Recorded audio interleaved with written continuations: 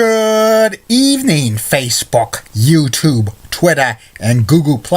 This is Rich again, back for your third and final video blog of the night for Friday, May 6, 2016, around 7:11 in the evening, Billerica, Massachusetts.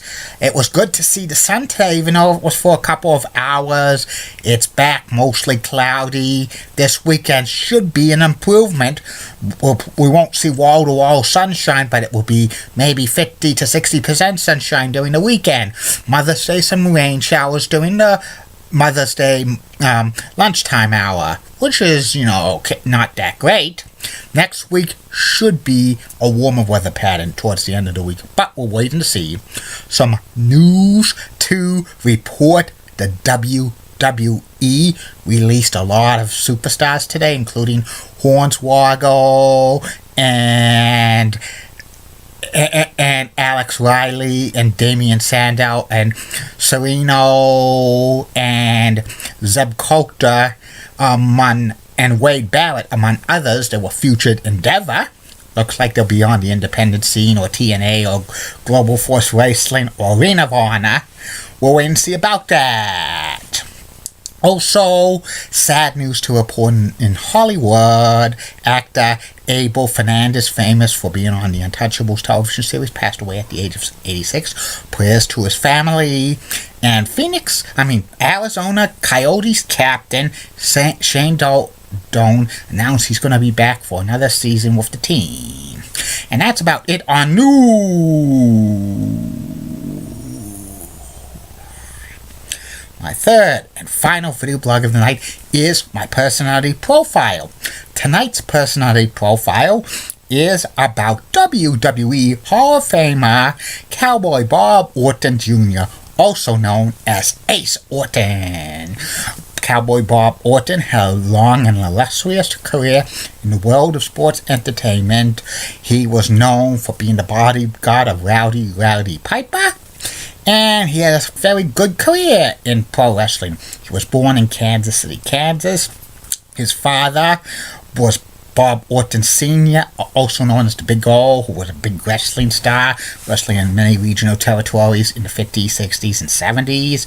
His brother Barry was Barry O, who was a preliminary wrestler in the WWE for many years in the 80s and 90s.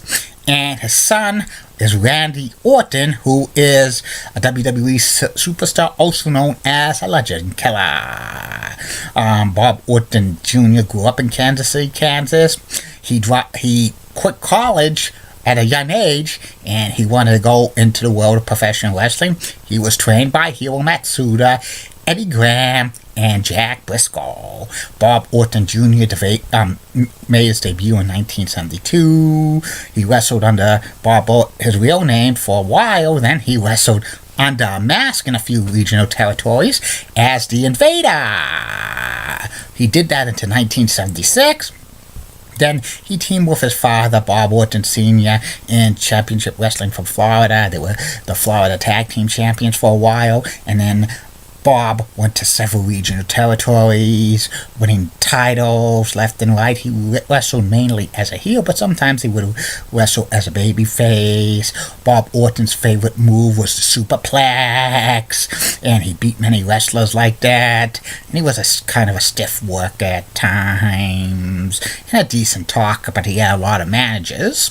In 1982, Bob went to the WWE. He was managed by the Grand Wizard of Wrestling, and he had a feud with Bob Backlund over the WWE title. Bob Orton said in an interview to set up the series of matches that he called Bob Backlund yellow, and he was supposed to wrestle him in high school, but he didn't show up. And Bob Backlund attacked Bob Orton, and they were fighting. It was on an edition of Championship Wrestling. And they had a series of matches at MSG and Philadelphia and Boston, but Bob Backlund won with the cross-face chicken wing.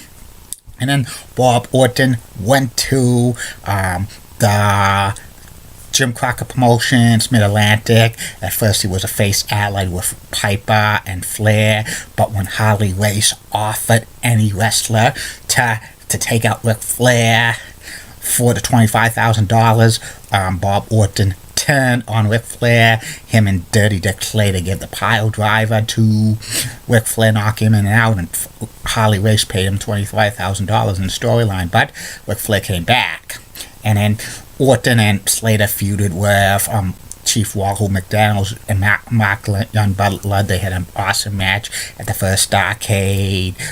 Bob Orton and Dick Slater even won the NWA World Tag Team titles a couple of times in 1984. Before Bob Orton went back to the WWE, this time as a bodyguard for Rowdy Piper for the next 4 years. Bob Orton was basically kind of a stooge to Piper for a few years. He did his dirty work, and in a match between Orton and Superfly Jimmy Snuka in January of 1985, Bob Orton suffers an arm injury, and he had to wear a cast for many years. That was a legitimate arm injury. It was no gimmick. And Bob Orton said in Confidential years later in 2003 that was a legitimate injury. It did not heal properly until after he left the WWE in 1987. Bob Orton feuded with Hulk Hogan, Mr. Wonderful Paul Orndorff, Mr. T, and a few others. Eventually, Bob Orton became the ace for Piper. Eventually, Piper went on to film a movie, tag team, and he aligned himself with adorable Adrian Adonis and became Adrian Adonis' bodyguard as well. And eventually he attacked Piper and turned on Piper, but Piper made short work of Orton in a feud. Then Bob Orton teamed with the Magnificent Morocco, and they were managed by Mr. Fuji. They had a decent run as a tag team, got WWE title shots against British Bulldogs. One match they had was infamous. It happened in Hamilton, Ontario, Canada, when Dynamite Kid's back went out. And that was the only big match of note besides WrestleMania 3. Eventually, the WWE split Morocco and Orton, turning Morocco face, but they did not have a long-running feud. They had a couple of matches, but in November of 1987, WWE gave Bob Orton his walking papers, firing him and futuring and endeavoring him. They didn't do that back then because there was no internet. Then, for the next few years, Bob Orton wrestled in many independents. He briefly resurfaced in WCW for about 2 months in 1989, feuding with Captain Regnant Dick Murdoch, but that feud went nowhere. Then Bob Orton just wrestled overseas and small independents, including the UWF and then a few others. He probably got a lot of money because he was, a big-time wrestling star. And Bob Orton eventually went into other businesses, including he became a used car salesman, and he watched his son Randy Orton become a professional wrestler. And in 2005, Bob Orton was inducted to the WWE Hall of Fame, but a lot of people says he don't belong there because his main time with the WWE from when he was known, he was just basically a bodyguard and stooge to Piper, and he was not in any major feuds. He never won too many big matches that I could recall. He probably beat some smaller wrestlers or wrestlers who had no push, beating them with the superplex or using his cast and stuff. But Bob Orton Jr. Became Randy Orton's manager. He was involved in the feud with The Undertaker, which lasted several months. In 2005-2006, Bob Orton was actually fired by the WWE because he had hepatitis C. He had it since a teenager, but he did not notify the suits or the agents of the producers he had it. When they found out he had it, they told him they had to release him. He still appears at conventions, and once in a while he might pop up on television for Randy Orton. The last time he did that was 2010. And that's about it on Cowboy Bob Orton Jr. the Ace. That's about it on these video blogs: Facebook, YouTube, Twitter, and Google+. Tomorrow and Sunday, it's only going to be 2 of them because I have stuff to do. Tomorrow, for these video blogs, the first video blog will be about the continuation of the top 50 greatest professional wrestlers of all time. It will be from 50 to 41. And the second video blog, it's going to be a change of it.